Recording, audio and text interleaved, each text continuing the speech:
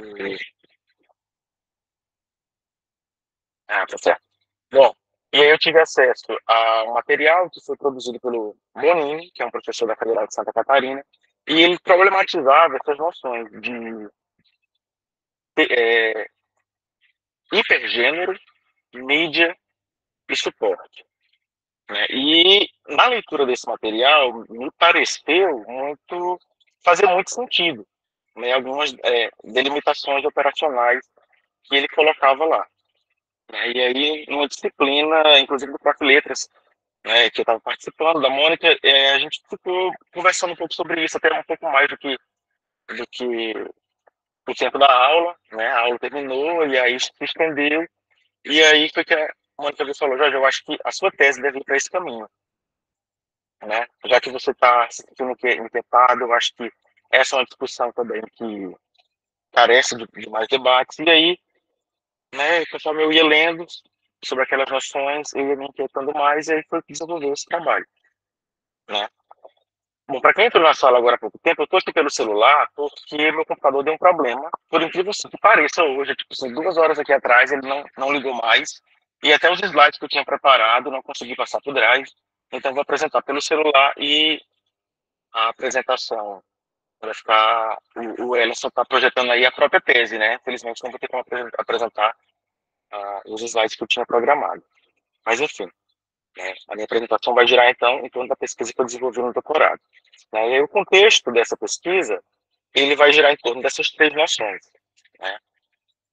Hipergênero, que aí o grupo proteste, acredito, né, que não sei se exatamente foi uma ideia da Mônica ou dentro do grupo, mas preferiram chamar de composto de gêneros. Eu acabei acompanhando essa modificação, essa ideia de utilizar uma outra tecnologia, porque eu também não gostava desse nome hipergênero, eu achava que nem do nome e nem também da definição que o Bonino colocava lá, né, de hipergênero, como se o hipergênero fosse um grande enunciado, né, como se houvesse assim, um enunciado pequeno e um enunciado maior, né, era mais ou menos assim, essa definição que era colocada lá.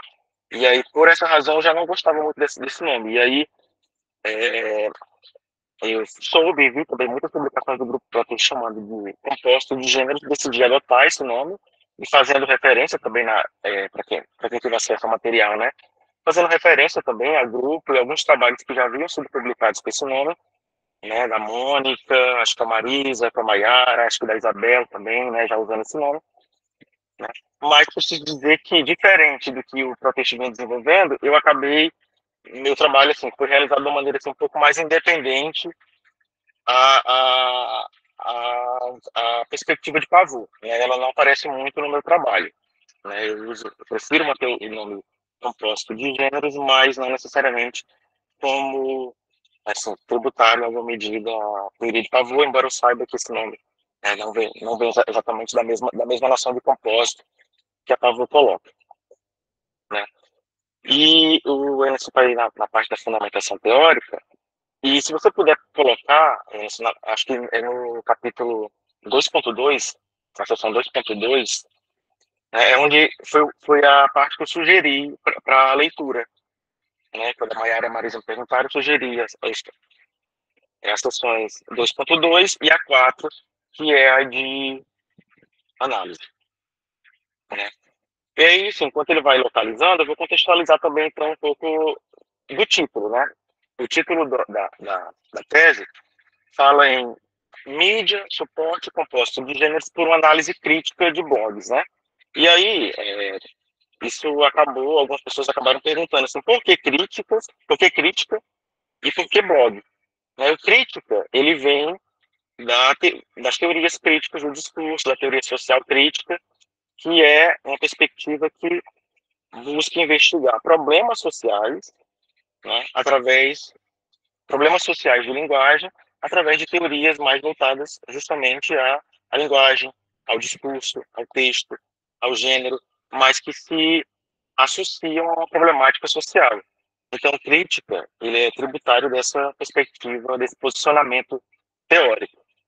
E o blog, né? Muita gente fica assim, mas por que blog? Assim, em 2024, por que o blog ainda está sendo estudado, né?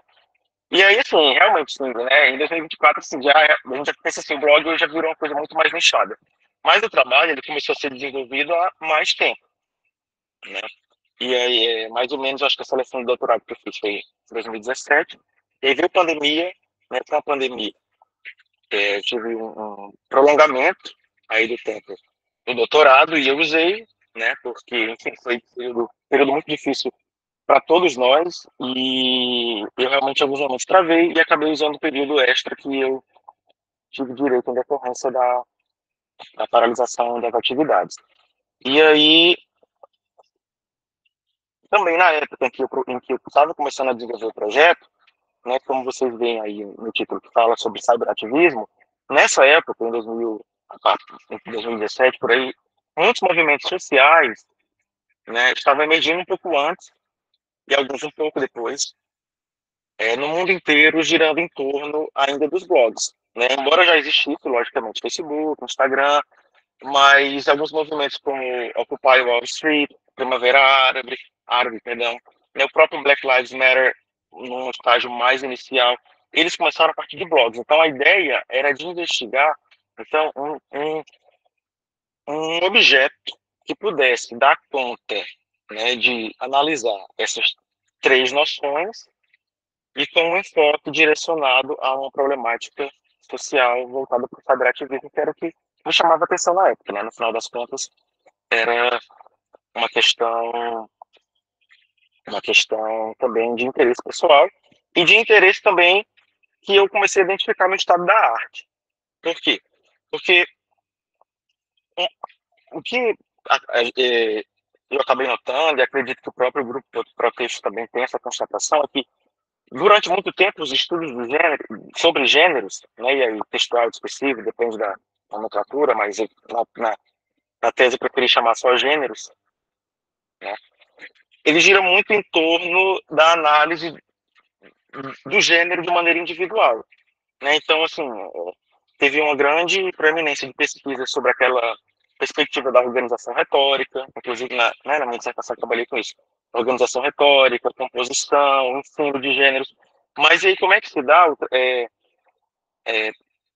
as relações que esses gêneros estabelecem entre si, né? Então, existem várias perspectivas, né? Até no livro do próprio Protesto, no capítulo de gêneros, tem um apanhado, um standard bem interessante também, de cadeias de gêneros, colônia de gêneros, constelação, né? E, por fim, a ideia de hipergênero ou compósito. Né? Então, essa foi uma característica que eu observei. Né? Então, essa análise mais individualizada do gênero. E aí, percebi que talvez seja interessante então investigar, né, uma relação genérica. Uma outra característica também que foi identificada é que a maior parte dos estudos sobre gêneros acabava dando uma ênfase um pouco menor no papel que esses objetos ocupam na participação política. Né? E a gente sabe que toda comunicação, toda forma de comunicação, ela gira em torno de gêneros, mas se analisava em esferas mais institucionalizadas, como esfera acadêmica, jurídica, religiosa, publicitária, mas eu percebia que quando girava em torno dessa ideia de participação política, participação democrática, movimentos sociais, embora logicamente existam trabalhos muito importantes e muito relevantes sobre isso, não, era uma lacuna que me chamava a atenção. Né? E um outro aspecto também que deu margem para esse trabalho foi a pesquisa de Bonini, como eu falei. E aí, nessa pesquisa do Bonini, né, a partir de todo esse levantamento, um dos conceitos que o autor levantava era a ideia de mídia. Né? E aí a definição que o Bonino colocava para a mídia era de que ela seria responsável por algumas características, como a produção, a recepção e a circulação do gênero. Se não me engano, são essas três características. Peço desculpas por eu não estar assim, mas eu acho que são essas, né? Produção, circulação e recepção. Deixa eu falar, se você puder baixar mais um pouco aí, né? E mas isso girando muito em torno das mídias numa perspectiva mais analógica, né? Ele falava do impresso, falava da televisão, tentava alcançar um pouco o digital, mas eu percebia que o digital ele impunha alguns desafios para essa definição que pudesse girar em torno só disso, né? Só dessas três características. Né? No trabalho do Bonin também, ele coloca o suporte como se ele sugere, né, ele faz uma provocação de se o suporte, ele na verdade, então não seria uma característica que tivesse dentro da mídia. Né? E essa foi uma definição também que eu acabei adotando no trabalho. Se você puder ir para a página 73, eu acho que tem uma definição um pouco melhor de como foi a classificação que eu fiz para a mídia na pesquisa que eu desenvolvi, que eu vou apresentar para vocês. Né? Dá para perceber, né, no levantamento que o Oracle faz, e também no próprio estado da arte que eu tentei fazer, que a noção de mídia de suporte, alguns trabalhos, ela se sobrepõe muito. Né? Então, como é que a gente consegue delimitar qual é o espaço da mídia e qual é o espaço do suporte? Né? Essa era uma grande questão, e eu acho que ela continua sendo, em certa medida, mas é uma pequena contribuição que eu acredito que eu possa, né, apresentar aqui para vocês hoje, é a ideia de que, então, assim, a definição de mídia que eu apresentei na tese, ela contemplaria, de fato, essa ideia de produção, recepção e organização que o Bonin coloca, mas eu penso também que ela geraria em torno de... Ela não poderia, dentro do objeto que eu me propus a estudar, ela não poderia fugir também de alguns aspectos um pouco mais contextuais, um pouco mais sociais. Né? Então, quando eu penso em mídia, por exemplo, eu associo logo a uma ideia de propriedade, de concessão, de um meio de produção, enfim. E aí, como é que eu posso pensar nessa ideia de mídia se eu não considero, por exemplo, uma orientação ideológica? Né? Então, será que a mídia que ela vai servir para, digamos assim, produzir, recepcionar, organizar os gêneros que ali circulam, ela se vincula a um posicionamento hegemônico ou contra-hegemônico? Essa foi uma das características que eu propus para análise. Entendendo hegemônico como aquelas mídias que elas vão estar alinhadas a estruturas de poder que visam a manutenção, né, dos valores que se aliam, por exemplo, a interesses de grupos dominantes. Né? Então, valores que estão ligados aí a uma ideia de um novo capitalismo, né? Muitas mídias que às vezes reproduzem é, posicionamentos e discursos mais vinculados ao poder dominante e mais vinculados também à ideia de, por exemplo, uma das discussões recentes que teve, durante inclusive a tese, era a ideia de regulamentação das mídias. Se você vai se vincular, se você vai acessar o que as mídias de posicionamento hegemônico vão dizer, elas vão ser contra. Né? Já as mídias contra-hegemônicas, uma observação muito comum é de que elas já têm um posicionamento mais aberto. Então, nessa perspectiva crítica que eu coloquei lá no início, eu achei por relevante começar uma definição de mídia definindo, né, hegemônica e contra-hegemônica. Uma outra possibilidade, uma outra categoria, um outro plano, digamos assim, de análise. Hoje, Oi. você optou por essa categoria, essa definição entre mídia hegemônica e contra-hegemônica, tendo em função que mídia é esse meio pelo qual se dá a comunicação, né? E a informação circula, que elas são transmitidas entre locutor e interlocutor. Então, Isso, exatamente. a mídia, ela envolve essas diversas plataformas, né? E essas tecnologias, né? Isso, exatamente. Que são veiculadas, né? Que têm esses conteúdos, né? Texto, as imagens, os vídeos, os sons, né? Exatamente. E quando a gente pensa em mídia, né, a gente pensa logo nessas mídias, né, se a gente pensa no pré-digital, a gente pensa em rádio, né, televisão, né? Jornal, revista, né? Enquanto, Isso, né? Pronto, diz, Jorge. não, isso, né? Assim, essa questão do jornal e da revista, eles já iriam dar margem para uma discussão se seria, no caso, uma mídia ou um compósito, mas é nessa perspectiva que você está falando. Aham.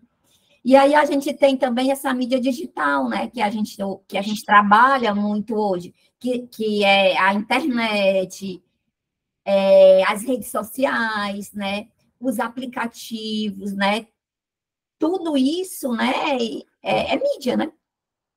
Tudo isso faz parte de uma mídia, né? Faz parte de mídias. E assim, e aí, esse acho que era o grande X da questão do trabalho, porque assim, eu entenderia, no caso, a internet como uma mídia. Entendo ainda, né? A internet como uma mídia, mas só que dentro da internet você também existe ali o que é chamado também, né? E aí no trabalho, eu não vou lembrar agora, mas se eu não me engano é Primo, né? Uma autora brasileira do Rio Grande do Sul, que ela vai falar da ideia também de, dentro da mídia internet, aí existiriam as mídias sociais, né? E aí é onde viria o Instagram, o próprio blog, YouTube, né? Essas redes sociais, esses aplicativos, eles se enquadrariam, então, na ideia de mídia social, né? E se a gente for pensar numa perspectiva mais ampla, a internet, por exemplo, né? Ela vai dar margem tanto a orientação ideológica hegemônica ou contra-hegemônica, dependendo aí de qual mídia social em específico, né, está sendo acessada. Então, veja bem, a gente não pode deixar de pensar que, ao mesmo tempo em que o Instagram, o Facebook, eles possibilitam, em certa medida, discursos contra-hegemônicos, né, então você vai ver ali, né, críticas a estruturas sociais de sexismo, homofobia, racismo, etc., ao mesmo tempo que isso é viável através dessas mídias sociais, existe ali também mecanismo de censura, né? No próprio blog que eu analisei, eles mostravam, tinha lá um texto em que eles mostravam como, por exemplo, você driblar o algoritmo do Instagram, porque alguns conteúdos, se tem algum conteúdo que ele se posiciona, né, contra alguma pauta social, sei lá, contra racismo, homofobia, é possível que o próprio algoritmo ele não faça uma entrega daquele conteúdo para uma quantidade específica de pessoas, né? Ele pode diminuir o que eles chamam de entrega, né? Que a postagem é feita, mas só que ela não vai muitas vezes aparecer no feed de alguma pessoa, né? Ele reduz o alcance, né?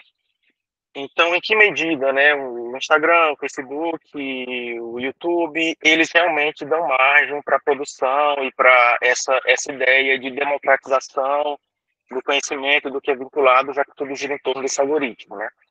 E esse é uma grande dificuldade, né, de E você você discutiu isso estabelecer. na sua tese, não foi, Jorge? Isso, tem algumas partes que eu falo sobre isso, né? A questão Porque, da manipulação desses ecossistemas, né? isso, exatamente, né? Do Tanto que algoritmo, né? isso, né?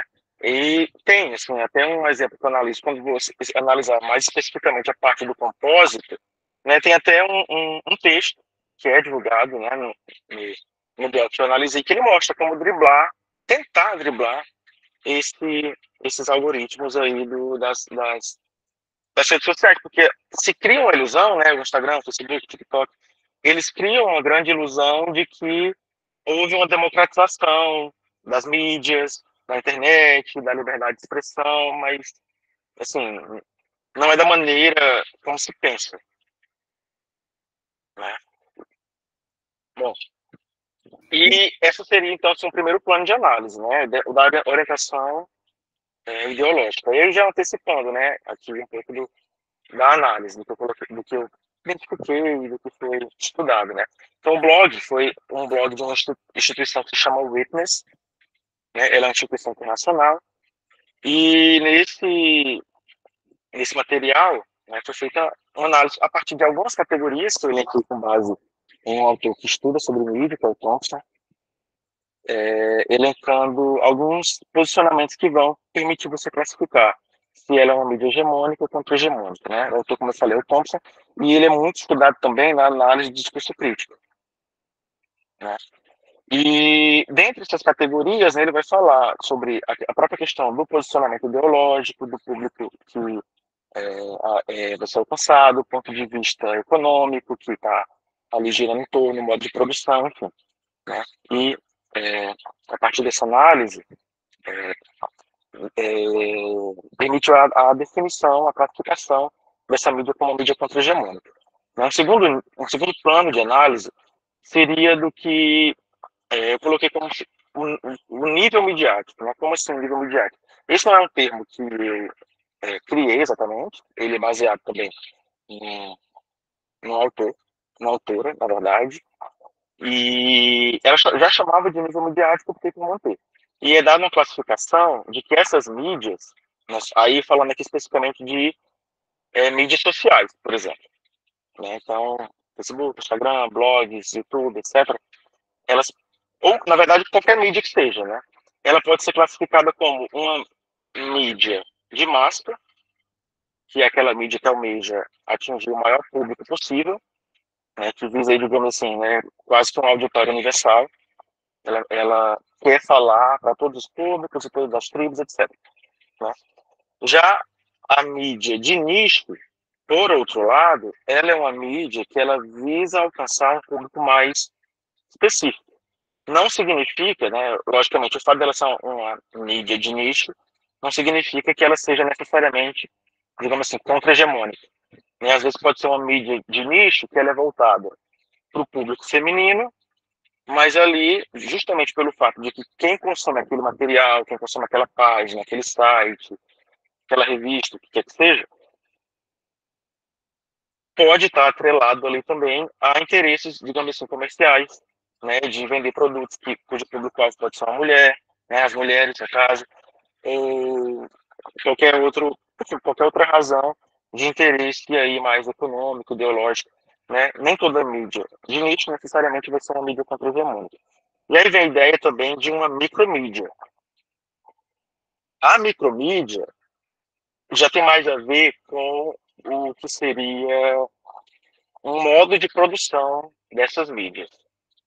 Então, a micromídia é aquela mídia que ela é produzida com uma estrutura de produção menor, mas não tem tanto investimento, né? Ela normalmente é produzida em comunidades, então às vezes uma rádio comunitária, né? Às vezes um jornal escolar, né? Ou até mesmo um blog, né? Ele não necessita, por exemplo, de todo um trabalho e de todo uma equipe para ser realizado, né? E a internet, essa mídia maior, né, digamos assim, aí realmente é uma questão que, né, na tese que eu estou assim, um pouco aberto, né, essa questão da internet, embora eu particularmente entenda como uma mídia, né, de fato, ela deu margem para o acesso e a produção de micromídias. Um canal no YouTube, né, pode ser uma micromídia, porque o investimento produtivo ele é muito baixo. Você precisa de uma câmera, tem um celular, não precisa de uma grande equipe por trás. A própria questão da institucionalidade, né, quem responde por um canal no YouTube, quem responde por um blog, por uma página no Instagram, né, muitas vezes não é uma grande corporação. Às vezes é uma pessoa física que está ali por trás, né? Mas ainda assim se classifica como uma mídia, certo? E o terceiro plano é o plano que vai girar em torno dos modos de atualização. E aqui, mais especificamente, é onde se trata da produção, recepção, dos gêneros que são circulados nessa mídia e da própria mídia e do suporte. E o suporte, então, nessa configuração que eu coloquei para vocês, ao longo da pesquisa, eu entendo ele como se ele fizesse parte dos modos de atualização da família. Né? Não entendo ele como uma categoria separada, como uma categoria à parte, digamos assim, né? Tudo tranquilo até aqui, pessoal? que se tiver, eu poderia, então, já antecipar um pouco mais para a parte do suporte. Tá? Se for o caso, olha só, acho que na página 90 tem aí também um pouco da definição que eu trouxe para o suporte. Porque como a análise ela girou mais em torno dessas três categorias e de um material que circula no ambiente virtual, a noção de suporte também que eu apresento aqui, né, essa ideia de suporte como o locus, né, físico ou virtual, como é que isso iria se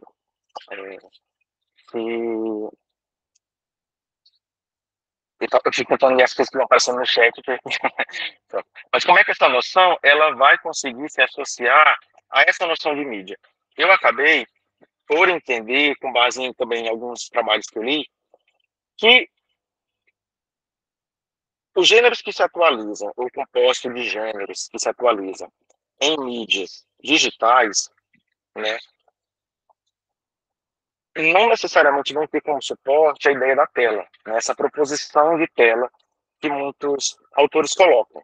Né? Há bastante tempo, inclusive, muitos autores clássicos, eles vão colocar a ideia de que o suporte é a tela. Mas, considerando, né, as tecnologias que nós temos hoje disponíveis, me parece que não, não me pareceu assim, uma definição muito precisa, né, na minha interpretação.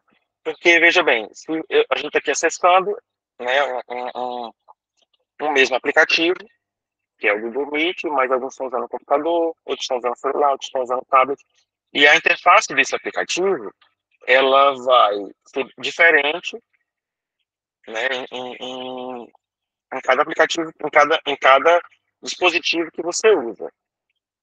E o que você interage mais, de maneira mais exata com a interface, né, com aquilo que o desenvolvedor criou para você acessar aquele material de uma maneira mais específica. Então, eu decidi entender que o que seria o suporte dos gêneros ou dos compostos de gêneros que circulam no ambiente digital seria a interface do software.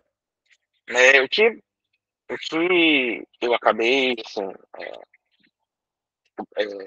pensando, logicamente com base em alguns pesquisadores, mas o que acabou me provocando também essa reflexão foi perceber que, por exemplo, às vezes quando você está no celular, acessando um site específico, né, você consegue ter a opção de visualizar aquele site, ainda que na tela do celular, através de uma opção que eles chamam modo web, modo desktop, na verdade.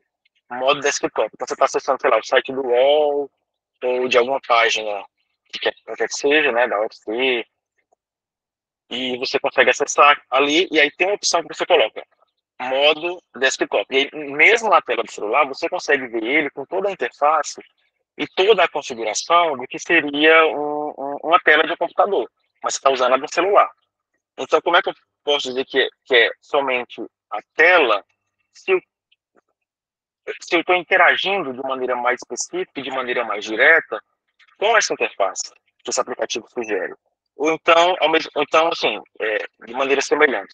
Vamos supor, meu computador deu problema, né? Aqui já não é exemplo, é realidade, mas ele deu um problema e eu não estou conseguindo. Vamos supor que o problema é a tela. Né? E aí a tela do meu computador não está funcionando, mas às vezes se eu conseguir, né, colocar um cabo e ligar na minha televisão, eu consigo ali acessar os documentos que tem no meu computador, mas usando uma tela que não é necessariamente a tela de um computador, é a tela de uma televisão. Ou então quando eu projeto essa tela num data show, né? Então ali já nem tem tela, é a parede. Mas mesmo assim a interação em todas essas circunstâncias, né, eu interpreto que a interação ela acontece de maneira mais direta na interface do aplicativo que está sendo acessado. E aí, como é que se analisa essa interface? Né? Para a pesquisa, eu elenquei duas categorias. Né? Uma que vai girar em torno da dimensão gráfico-espacial, né? E alguns aspectos mais relacionados à interação humano-computador. Né? Então, como é que seria essa dimensão gráfico-espacial? Né? Toda a questão de como estão dispostos ícones, né, elementos ali de comunicação mais chave para essa interação. Então, barra de rolagem, balões que às vezes aparecem, ícones de fechar, botões de curtir, né?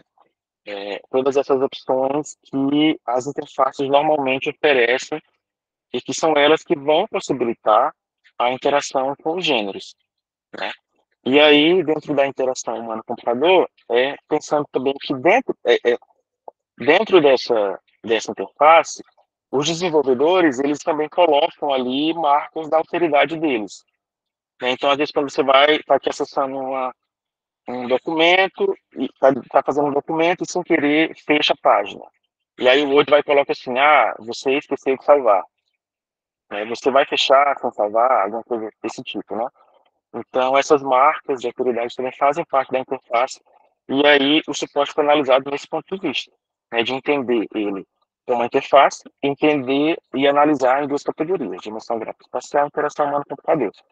E aí, se o Emerson puder baixar mais um pouco, eu acho que tem alguns exemplos, né? Eu não sei exatamente agora qual é a página que vai estar, eu esqueci de anotar essa página, porque foi tão rápido pela página, mas se você baixar um pouco aí mais, aí na parte da fundamentação teórica, é mais a partir do capítulo 4.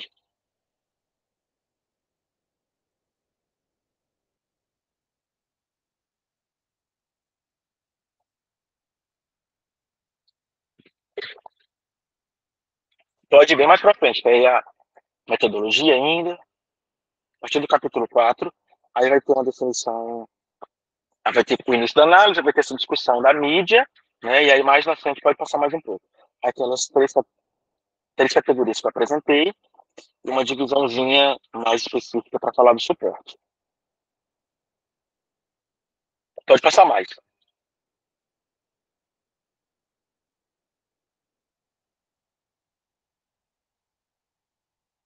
Pode passar mais, aí vai ter um capítulozinho falando sobre o suporte. Que você consiga ilustrar um pouco melhor para vocês, pessoal. Peço desculpas até por esse imprevisto, mas aí sem outro momento, se vocês quiserem provocar a discussão de novo, eu posso vir mais preparado, né, com os slides de maneira um pouco mais organizada, porque realmente foi... Pronto, aí, mais ou menos, para parar aí, ó. Então, você vai ver aí, então, que... pronto. Pode chegar em algum exemplo. Né? Então, por exemplo, aqui tem um caso, né, aqui já é girando mais em torno dessa ideia da interação humano-computador, né? Você vê que se você acessar uma página no computador em língua estrangeira, muitas vezes o Google ele já lhe pergunta se você quer traduzir, né, para sua língua. Então, enfim, toda essa questão de balões, mecanismos aí de interação que os desenvolvedores do software e das interfaces colocam, né, eu entendo que isso vai se configurar como parte da análise do suporte. Porque se eu estou acessando isso aqui, por exemplo, aqui é o Google, vamos supor que é o Google Chrome. Inclusive, eu acho que é. Mas se eu estiver acessando um outro aplicativo, um outro software, se eu estiver acessando o Opera, ou Microsoft Edge, ou qualquer outra ferramenta, é possível que essa opção esteja disponível para mim, né? Mesmo usando a mesma tela do computador. Então, mesmo usando ainda a tela do computador, se eu estou acessando pelo Firefox, se eu estou acessando pelo Chrome, eu vou ter ali uma composição gráfico-espacial diferente e eu vou ter mecanismos de interação humano-computador também diferente. Pode baixar mais um pouco aí também. Eu não sei se é embaixo ou em cima, mas eu até fiz também mostrei um pouco como seria o acesso, às vezes usando o que seria, né, entre aspas, o mesmo dispositivo, que é o smartphone. Mas aí um deles tá pelo Android e o outro pelo iOS. Né? Por exemplo, com sistemas operacionais diferentes também vão levar aí a composições e a modos de interação diferentes também, né? Como eu coloquei, tudo isso eu entendo como parte do suporte, né? Como eu estou vendo que já são aí 5h30 e a gente vai ter que ter um tempo para discussão também, né? E aí eu posso esclarecer melhor na discussão. Eu vou falar então agora um pouco do Compose. Né? Se tiverem dúvida, podem colocar no chat, que depois a gente discute, né? O que eu puder. Então, aí falando agora mais especificamente do compósito, né? Como eu falei, eu acabei optando por manter esse nome de compósito, fazendo referência ao grupo Protexto, porque eu estava assim, muito angustiado com esse nome de hipergênero, aí conversando com a Mônica, ela, olha, eu acho que o seu caminho é se aliar aqui um pouco da terminologia que a gente está usando. E na, na, na proposição e na análise dessa ideia de composto de gêneros que eu coloquei, eu, eu identifiquei, né, que essa ideia de composto de gêneros ela poderia se dividir também em níveis. Né? Então, os níveis que, que os gêneros que compõem um hipergênero, eles podem estar atribuídos aí dentro do que seria um plano de funcionamento, né? Esse é um termo que eu trago do Bonini, Ei, gêneros de... Oi. mas tu continua chamando de hipergênero? Não, não, não. Não, eu chamo de compósito, né? E aí no próprio título, né? No Ah, próprio título da tese também coloquei composto, né? Então, dentro do que seria, né, esse isso. composto de gêneros, né, existiriam aqueles gêneros que são de natureza mais assim, para o funcionamento daquela, daquela, daquele agrupamento de gêneros, né?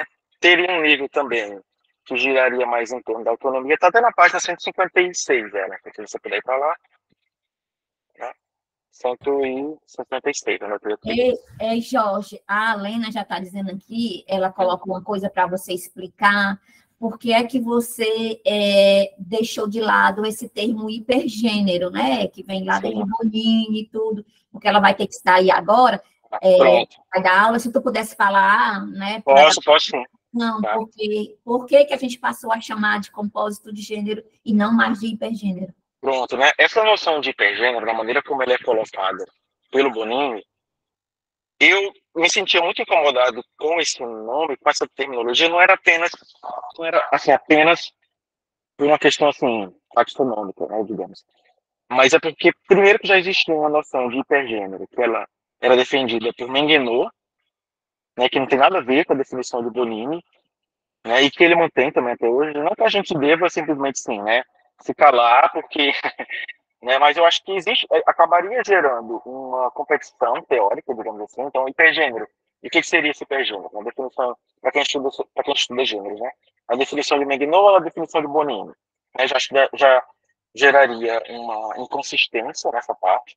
Uma outra característica também é que quando ele vai falar em hipergênero, ele usa esse, esse hiper para se referir a um gênero o que ele chama de gênero de nível superior, né? Um macrogênero, um hipergênero, e aí isso daria margem para pensar, né? Então seria o quê? Um supergênero, né? Assim, esse hiper é relacionado de uma maneira mais específica a uma ideia de uma unidade maior.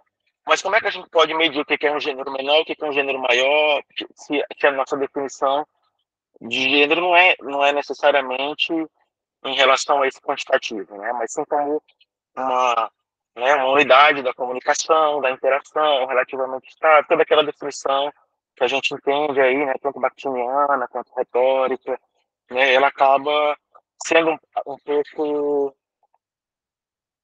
ela acaba gerando um pouco de conflito com, logicamente, né, na minha humilde opinião, como se diz, né, ela acaba gerando um pouco de conflito com a própria definição bakhtiniana de gênero, porque qual é o parâmetro? Não é dado um parâmetro para definir. Né? Então, se um gênero ele agrupa se um hipergênero ele agrupa, né, exemplares, manifestações, atualizações de outros gêneros no seu mesmo escopo, isso não faz com que ele seja um gênero maior. Mas o meu entendimento seria de que, em vez de um gênero maior, ele seria um agrupamento de gêneros. Né? E aí, eu pensei também nesse nome, a princípio, eu pensei como agrupamento de gêneros. Mas aí ao longo da pesquisa também, eu já vi que, eu tinha visto que aí, há pouco tempo o professor Benedito Bezerra tinha publicado um material em que ele nomeava de agrupamento de gêneros quase que um termo guarda-chuva para se referir a vários agrupamentos, como a colônia, constelação, cadeia, conjunto de gêneros, enfim, né? E eu pensei, não, então agrupamento de gêneros talvez seja um termo mais guarda-chuva para se referir a essas relações genéricas. E aí foi de onde surgiu a ideia, né, de adotar esse nome de composto, porque também já estava tendo uma produção dentro de casa, digamos assim, né, na UFC, no Proteste. E aí foi a partir desse posicionamento assim, que eu decidi não utilizar e renunciar a esse termo de hipergênero. Não sei se respondeu assim exatamente. Né? Tá bom, então.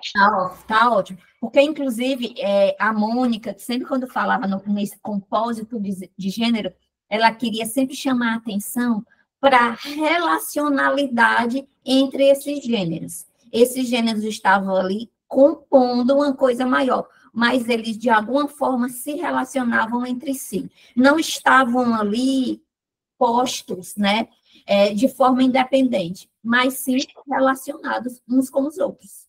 Exatamente, né? E essa era uma visão, né, essa visão que eu compartilho, né, e que ao longo do trabalho é justificado também a renúncia a esse tempo pensando nisso, que não é uma questão de ser um gênero grande ou pequeno, é uma questão de ser um agrupamento, de ser uma relação entre gêneros. Né? Então essa característica relacional, eu percebia que era muito importante para essa compreensão.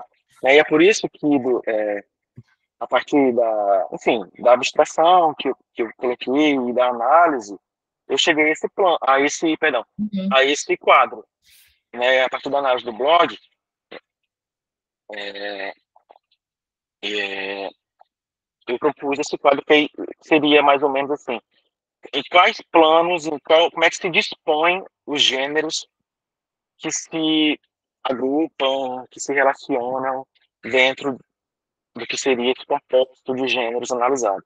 E aí viria um nível mais focado no funcionamento, então teriam aqueles gêneros que são mais de organização desse compósito, como a homepage, o menu, o cabeçalho, né? E teriam aqueles gêneros que são mais de funcionamento, no sentido de que eles são os que realizam as ações mais prototipicamente associadas àquele gênero. A noção de prototipicidade aí vindo de Swales, né? O trabalho dele sobre os gêneros falava muito em torno disso. Então, quais são aqueles gêneros que mais prototipicamente estão associados quando você pensa, digamos assim,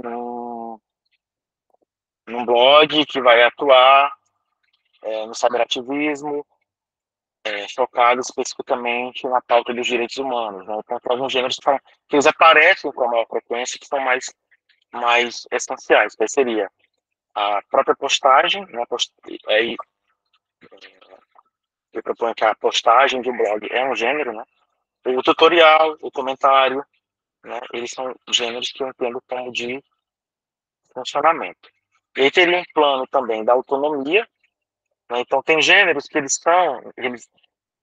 necessariamente precisam estar em um compósito para que a sua circulação aconteça de maneira, digamos assim, mais eficaz.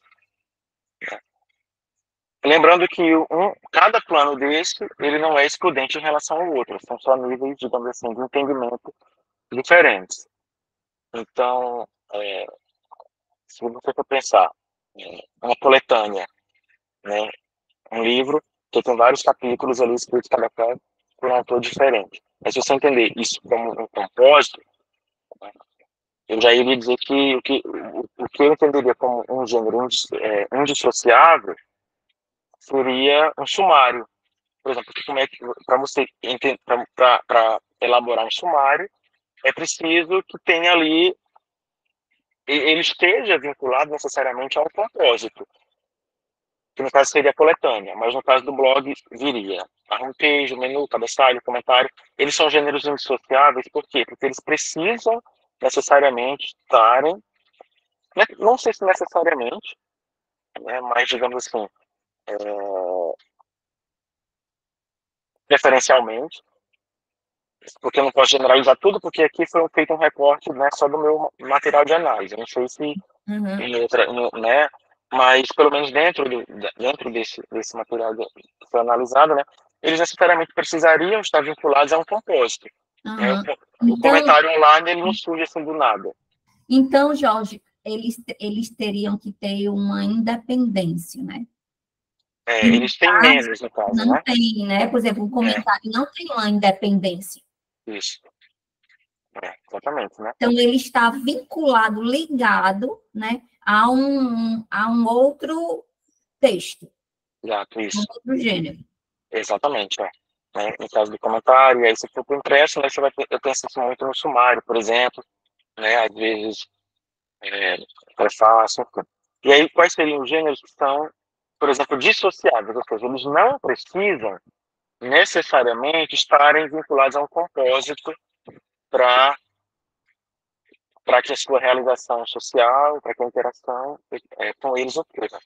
Então, por exemplo, um exemplo é o tutorial, que no próprio blog eles disponibilizam ele, às vezes em formato PDF, para que as pessoas possam imprimir, né? Então, um exemplo, o tutorial de como filmar, foi um dos exemplos que eu encontrei, né? Um tutorial de como filmar, tá ruim o som, Ana? Tá melhor agora? Tá conseguindo me ouvir bem? Sim, tá bom, Jorge, estamos conseguindo. Então, um exemplo era de que o tutorial de como filmar, de como registrar violência policial em comunidades, né? Então, eles sugeriam até que você pegasse aquele post, imprimisse e colasse em locais específicos, estratégicos daquela comunidade, em praças, enfim, perto de escolas, coisas desse tipo. Então, muito embora ele estivesse ali presente nesse compósito, ele tem uma autonomia um pouco maior, ele é mais dissociável no sentido de que ele pode ser deslocado daquele compósito e ainda assim ele conseguir promover uma prática social, discursiva completa, ainda que a pessoa não necessariamente tenha que ler ou tenha que acessar o blog, certo? E, e aí também uma outra ideia que eu pensei seria de que o composto de gênero também teria um plano de encadeamento, né, que são aqueles gêneros que muitas vezes eles estão. Essa foi um achado que me gerou bastante dúvida, né? Como eu disse assim, esse é um trabalho inicial e aí eu fico aberto até para sugestões também, de quem quiser comentar, não só para dúvidas, né? Mas que eu entendo que esse plano de encadeamento seria aqueles gêneros que eles meio que assim estabelecem uma relação de uma espécie de intertextualidade com outro, ou intergenericidade com outros que estão ali presentes naquele compósito, né? Então, como assim? A homepage, né, a página inicial do blog, ela vai direcionar, né, para todo o material que está ali presente naquela página. O menu também, o cabeçalho também, o comentário online também, ele estabelece uma relação intertextual indispensável com o, o, o conteúdo daquela postagem. Espera-se, né? Nem sempre isso acontece. Às vezes, um comentário ele pode ter um pode ser um comentário que não tem nada a ver com aquilo que foi escrito, mas normalmente, né? Digamos assim, é o que se espera. E os gêneros que seriam desencadeados, eu tinha pensado, não foi identificado, eu coloquei que não foi identificado por quê? Porque esse é um blog sem fins lucrativos, né? Mas às vezes você acessa uma página e muitas vezes ela tem ali uma propaganda, e aquela propaganda não tem nada a ver com o que. Eu tinha até elencado alguns exemplos na apresentação, posso mandar depois para você se o computador ligar. Né? Mas, por exemplo, às vezes você está acessando uma propaganda que ela não tem nada a ver com o conteúdo daquilo que você está acessando. Né? Então, assim, ela não necessariamente estabelece uma relação intertextual com as outras manifestações de gênero que estão ali presentes naquele compósito. Né? Um outro exemplo. A gente chama isso de textos oportunistas, né? que você coloca, Isso, eles simplesmente entram ali com uma oportunidade ou de vender alguma coisa, ou exatamente. né, de faça a sua dieta, venha para cá, clique aqui, que aqui o passo a passo, né? Eu tenho um passo a passo Exato. aqui. Então, são esses textos oportunistas, né? Exatamente, né? No caso da propaganda, principalmente, né? Você às vezes não tem nada a ver com ele, ele aparece ali, é quase que como oportunista.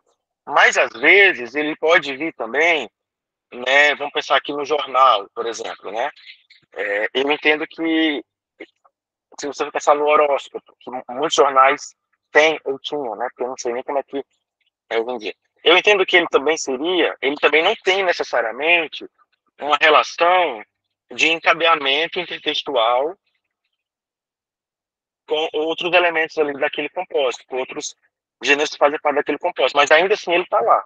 E ainda assim ele integra aquele composto. Eu já não sei se nesse caso ele necessariamente ele é um, um texto oportunista, mas, mas ele também se enquadraria aí numa ideia de que seria um gênero desencadeado, por exemplo.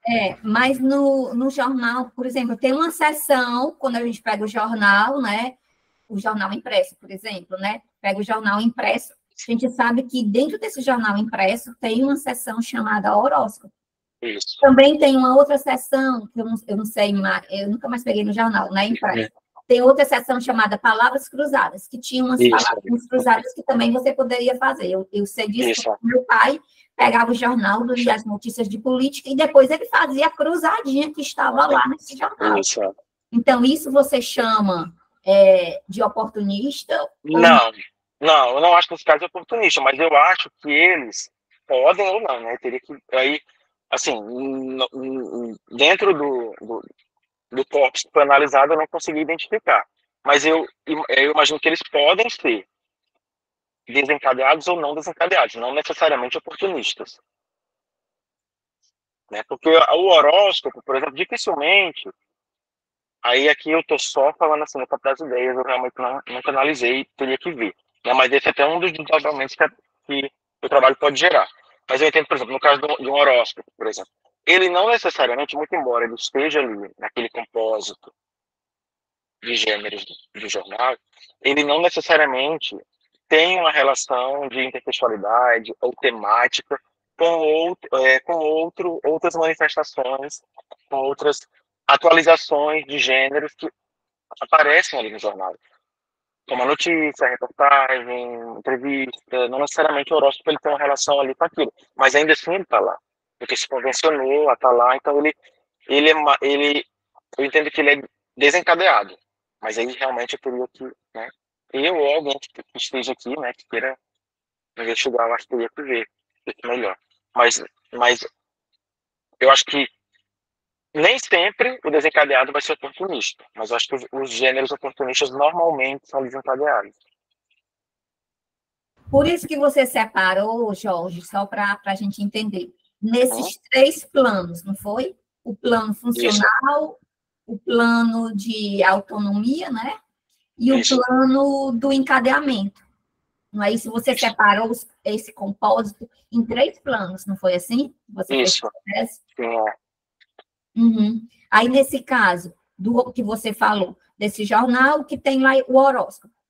O horóscopo, E- você diz assim, que está ali, mas ele não é como se ele não se mesclasse com os outros gêneros, não se relacionasse com os outros gêneros que estão ali. É isso? É essa a sua conclusão, Jorge, que você... assim, eu não posso dizer necessariamente uma conclusão, porque no caso, como eu coloquei aí, né, eu não consegui identificar no blog isso. Né, e aí, mas eu percebi que alguns eram. Aí eu fiquei pensando, por que pode não ser?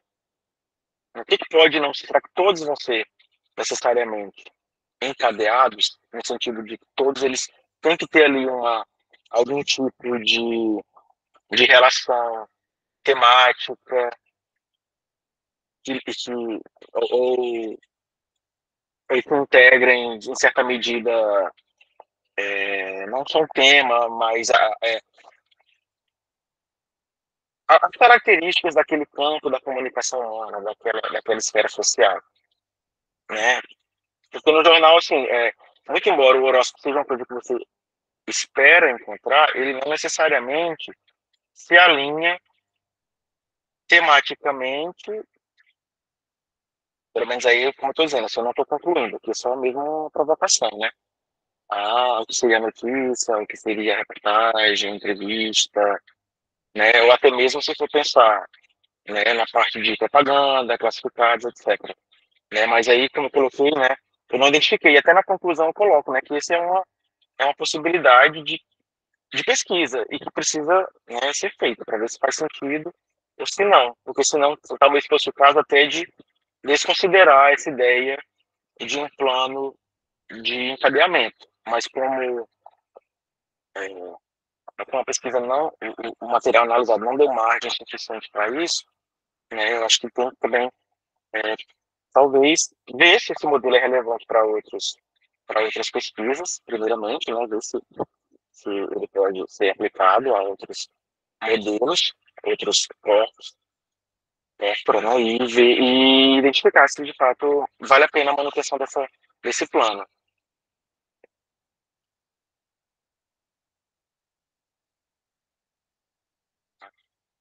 Eu acho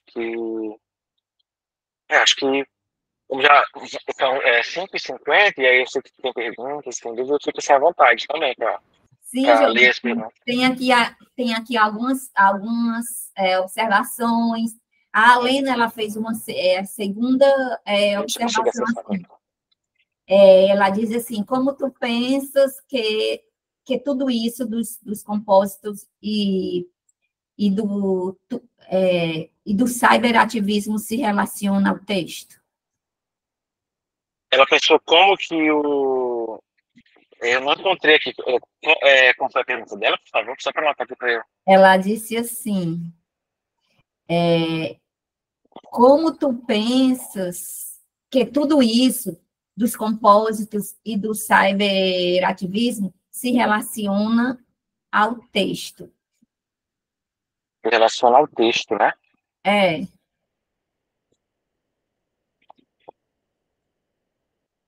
e ela Bom, já falou que, e eu acho que ela até disse assim, eu acho que isso responde o que você estava falando e o que eu falei, a segunda parte da pergunta que eu faço ao Jorge, Marisa, a relação desse compósito que está relacionada ao texto que é construído, porque o compósito, né, é essa construção, são esses textos relacionados. Se a gente está falando de gênero, a gente também está falando de texto, né? Então, é isso que ela disse, tá né? bom. Que Isso. se relacionam. Pode falar, pode falar. Eu localizei aqui a mensagem dela. Eu acho que isso responde em parte a segundo ponto. A relação desse composto está relacionada ao texto que é construído em textos. Deixa eu entender assim exatamente, se eu entendi exatamente o que ela quis perguntar.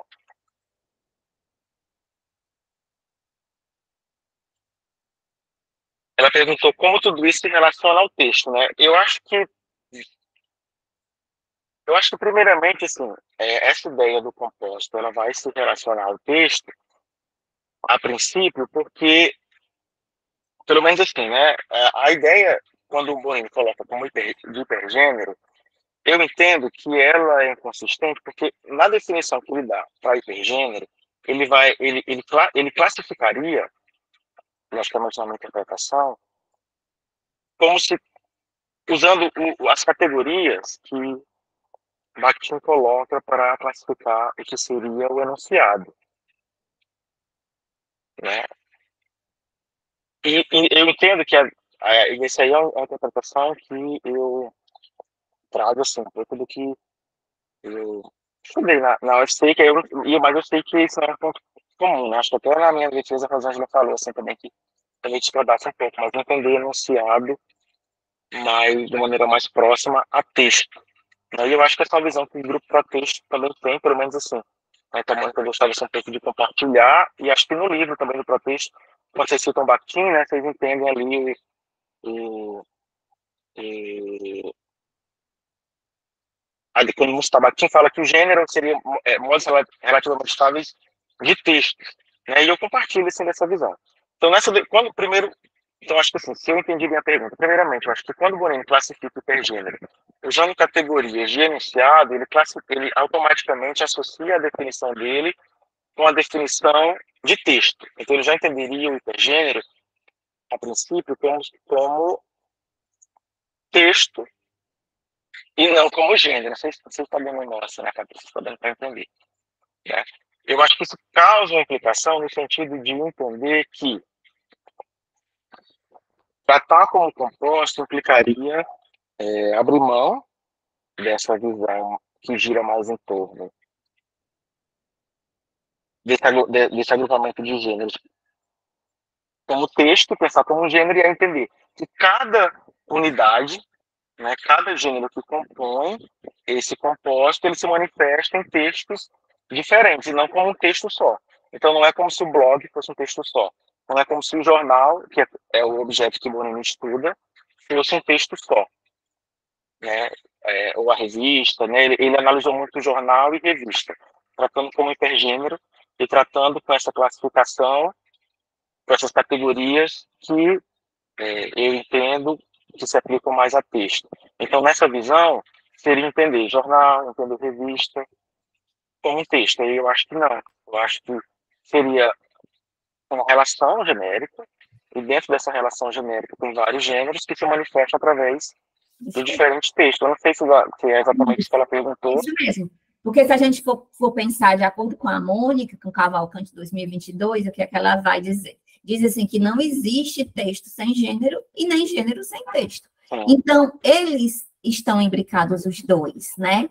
Então, se você está dizendo isso, mas quando a gente fala em compósitos de gêneros, né? E se a gente for pensar, como eu disse anteriormente, que esse compósito, os gêneros se relacionam de uma certa forma, então, os textos também estão ali se relacionando. Isso. Não é? Concorda, Jorge? Concordo, sim, totalmente. Jorge, tem uma pergunta do Lailton, que ele diz assim, qual a tua ideia de em que a tua ideia de compósito, né, se distancia da proposta de Pavot?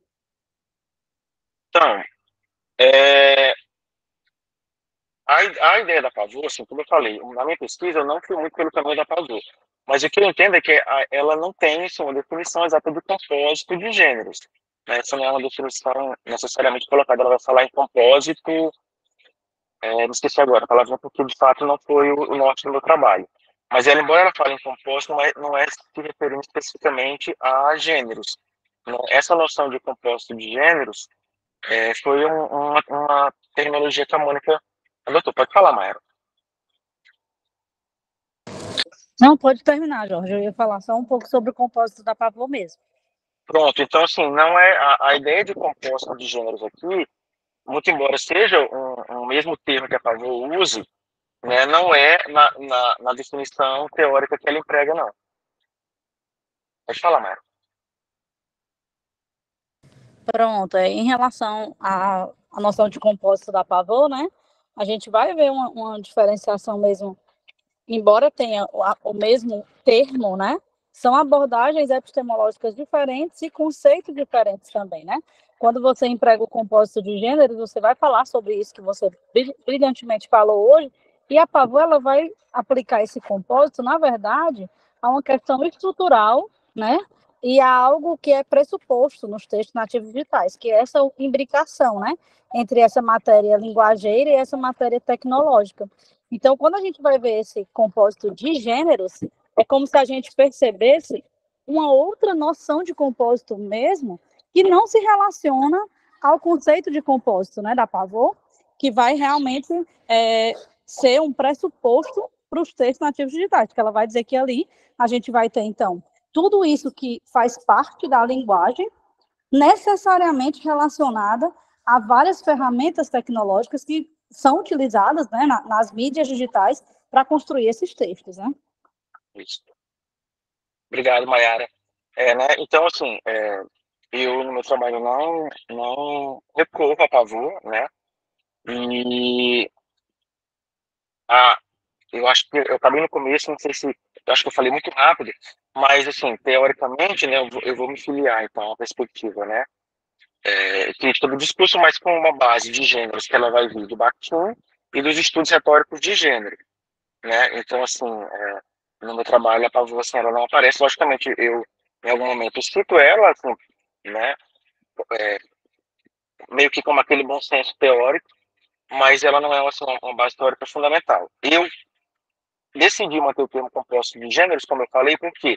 Porque o nome hipergênero, para mim, me parecia, assim, teoricamente inconsistente, no entendimento que eu tinha da leitura de Bakhtin. Eu acho que me parecia inconsistente. Me parecia também, assim, que poderia causar conflito pelo fato de já ter hipergênero lá em Menguinot. E aí eu estava buscando um termo, eu pensei em agrupamento de gênero, pensei em outros termos, e aí eu vi que a Mônica também tinha, e o grupo para texto como um todo, tinha uma, uma demanda também por essa temática, e já estava empregando compósito. Então eu simplesmente achei melhor não.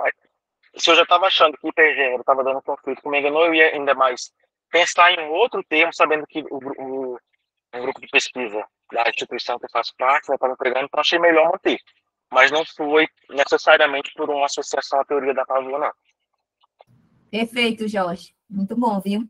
Jorge, depois você poderia até colocar aqui o linkzinho da tua tese no diretório, né, para quem quiser acessar, né, e ver teu trabalho, e citar o teu trabalho com essa noção que você tem, né, de compósito de gênero, que é também a que a gente adota, né? Isso, sim, isso mesmo. Vandinha queria falar, Vandinha?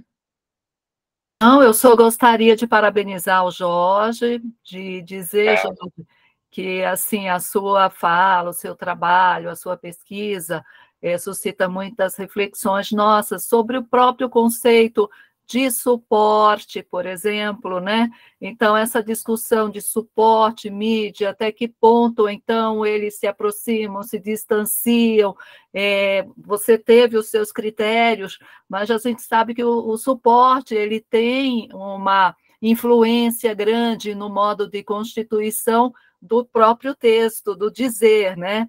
Segundo, então, que a gente vê. Então, como é que essa noção de suporte e mídia, elas se distanciam e também os pontos, assim, de contato que há. E, enfim, eu acho que seria um momento aí para uma discussão nossa, e também quando você tratou da questão, falou assim por alto, olha, o horóscopo, como é que fica em relação, não é, a sua como se relaciona em relação aos outros textos dentro de um jornal. Eu fiquei pensando, Jorge, foi algo que surgiu agora, em relação à própria rubrica que determinados cadernos têm. E isso remete, de certa forma, à esfera, né, discursiva, o domínio discursivo que está lá. Então, quando a gente tem no caderno cotidiano, no caderno, por exemplo, cotidiano, no Ilustrada, da Folha, né, e do Estadão, quando a gente tem ali cultura, então você tem ali um conjunto de gêneros que estão relacionados em relação a essa temática de uma esfera cultural, cotidiana, ou sei lá o quê. Então, foi algo que a sua fala me fez, então, suscitar. E essa rubrica que acomoda, então, uma temática maior, ela pode justificar determinadas inserções, né, pensando nas organizações que se tem a produção. Então, gostei muito da sua fala e quero parabenizar. Fico aqui com essas questões que pode render muito para o grupo, não é, Mazinha? Bastante. Muito obrigada. Obrigado, professora. Perfeito, sim, consideração perfeita. Eu acho que realmente é um aspecto a ser considerado que aí, né, numa questão da fala, pode ser deixado passar. Muito obrigado pelas considerações. Marisa vai falar. Muito boa. Marizinha, você vai fazer a pergunta do Ellenson? O Ellenson fez uma pergunta. Deixa eu ver se eu encontro aqui. Professor, é esse, né? O senhor pode explicar rapidamente a ideia de que defende sobre suporte, né? Eu não consegui compreender na hora da sua explicação. Também falando de suporte, a mesma coisa que a Vandinha também já falou aqui. Então, o que eu vou entender como suporte, na verdade, seria, eu entendo que o suporte ele vai estar ali dentro do que seria um modo, um dos modos de atualização dos gêneros através da mídia, digamos assim, né? Ele estaria ali meio que como um modelo de atualização e de interação junto de outras categorias. Mas quando eu cliquei, quando eu falei a ideia da interface, né, foi para tentar trazer uma ideia de suporte que ela não se resumisse só à ideia da tela, porque a tela muitas vezes não é necessariamente, é o que atualiza, claro, do ponto de vista mais material, mas não necessariamente só através dela, porque às vezes na falta de uma tela, você pode usar outra ferramenta, por exemplo, né? Um projetor que liga o seu computador e joga para a parede e a sua tela vai estar danificada, mas ainda assim, o modo de atualização desses gêneros e de interação com eles se dá através dessa interface daquele software que você está usando. Então, você vai acessar o Word, ou o PowerPoint, no aplicativo ali. Ele tem a interface desse aplicativo, o entendimento que eu apresentei, né, é de que é a interface que é necessariamente o que vai servir como esse meio de atualização e de interação, né? Então, a tela, tão somente, digamos assim, ela é uma parte, mas na falta dela, às vezes, você pode usar outra ferramenta. Sim. Às vezes até a própria, digamos assim, aí logicamente isso já implicaria em outros debates, mas às vezes até também é uma impressão, você tira da tela e vai para o papel, naturalmente ali mudou também o suporte, embora se fosse uma coisa que estava na tela, assim. Uhum. Então, Jorge, o que você está propondo é que o suporte não é apenas o locus físico ou virtual, mas também você já colocou uma complicação aí, que é a questão dessa interface. Isso. A ideia era ajudar. Sempre a gente entende, né, a mídia como sendo essa unidade de comunicação, de interação. Isso. O suporte é o que vem, né, para dar essa coisa física mesmo, esse locus físico, e o compósito de gênero são esses gêneros relacionados como um todo. Eu acho que o físico até se aplica a alguns gêneros, mas quando se pensa também na ideia do virtual, né, eu já acho que traz algumas outras complicações. Né? Muito bem, Jorge, muito obrigada, viu? Excelente a sua tese, excelente as suas colocações. E vamos... eu que agradeço. Eu que agradeço, Marisa. Assim, eu fico aqui, assim, fico à disposição de vocês, né? Eu sei que algumas pessoas já estão saindo, mas fico à disposição. Eu queria pedir mais uma vez desculpas pela apresentação ter sido assim um pouco confusa, a minha organização das ideias. E até na hora de falar, assim, às vezes eu fico um pouco confuso, porque fico mais nervoso, porque aquele meu roteiro não estava preparado, né? E aí, mas eu fico à disposição para novamente, se for o caso, vocês precisarem voltar. Marisa, eu acho que o Ananias fez uma observação aqui. O Ananias fez uma observação. Não é? Vamos, ainda dá tempo. Ananias. Jorge, não sei se em algum momento o podcast aparece em sua pesquisa, né? Caso sim, como percebeu os exemplares que lhe apareceram? Então, o podcast não apareceu no blog, assim, eles não fizeram, não tinha lá podcast como né, um dos gêneros que faziam parte desse compósito. Eu não identifiquei. O que eu ainda identifiquei foi um redirecionamento, né, em algumas postagens para o YouTube, mas podcast não. Sim, respondido, né? Ananias, então, muito obrigada. Vamos só abrir. Fala, Ananias, pode falar. Rapidinho, Marisa, eu fiz essa pergunta porque o podcast, né, é um desses gêneros, se é que a gente pode chamá-lo de gênero, né, mas uma dessas produções linguageiras da atualidade que tem gerado algumas controvérsias. Eu sei que no final das contas, o mais importante não é engavetar, né, essas práticas em um rótulo ou outro, né? É um suporte, é um gênero, é um compósito, coisa e tal.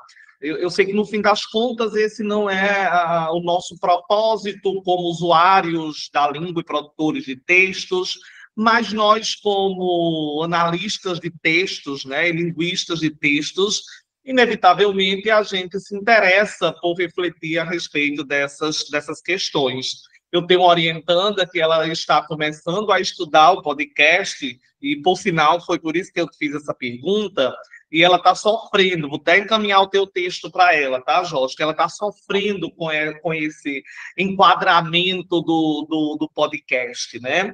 Primeiro porque existe toda uma controvérsia nas pesquisas realizadas sobre, então a gente já encontrou pesquisas tomando como um gênero, como um hipergênero, como um suporte e até como uma mídia, né? Então ela está, de fato, aí tentando pensar sobre isso, né? E eu acho que o teu trabalho poderá trazer luz para algumas questões que ela tem levantado. Quando tu compartilhar o link aí, eu vou compartilhar com ela. Aproveito para parabenizá-lo também pela fala, Jorge, e agradecê-lo. Sempre um prazer te ouvi-lo. Obrigado. Obrigado, Ananias, e a gente já se conhece há muito tempo, então você sabe que precisar qualquer coisa, é só falar aí, que a gente dialoga. Esse Ananias aí da graduação. Coisa boa. Então, tá aí, Ananias, olha, já tem o professor para as bancas dessa sua orientanda, já tem até o referencial teórico também. Que coisa boa, tá vendo, Jorge? Estamos aqui. Qualquer necessidade de dialogar, estamos juntos. Vamos só tirar uma foto para a gente registrar esse momento. Vamos sim. Quem puder abrir a câmera, pode abrir. Ellison, o Davi, cadê? Gracinha está aqui. Rosângela, quem quiser abrir a câmera. Vamos lá? Esperar se minha câmera abriu, Marisa. Abriu não. Abriu não. Agora agora sim, que toda vez eu fico sem sair na foto. Bem. Vamos lá, Davi. Agora saiu. Tirar a outra. Tirar a outra, o Sábio dirigindo. Pronto. Muito obrigada, viu, turma? Imagina, eu que agradeço mais uma vez, Marisa, Maiara, todo o Grupo Protexto. Agradecer também a quem veio, né, a todos os participantes, né, Rosângela, muito bom te ver. Sempre muito bom ver Rosângela. Igualmente, Jorge. A Gata também está. Parabéns. Muito obrigada por ter vindo. Onde a gente encontra a sua tese para baixar e ler. Sim, pronto, eu vou mandar. Como agora eu estou no celular, mas quando eu ligar aqui o computador, eu vou mandar. Certo. Maravilha. Muito obrigada a todos. Final. Tchau. Tchau, gente. Obrigada, Jorge. Muito grande. Obrigada, Vandinha. Marizinha, deixa eu falar contigo um pouquinho. Tchau, pessoal. Ei, muito prazer. Jorge. Beijo. Tchau. Marizinha, tem que desligar a gravação.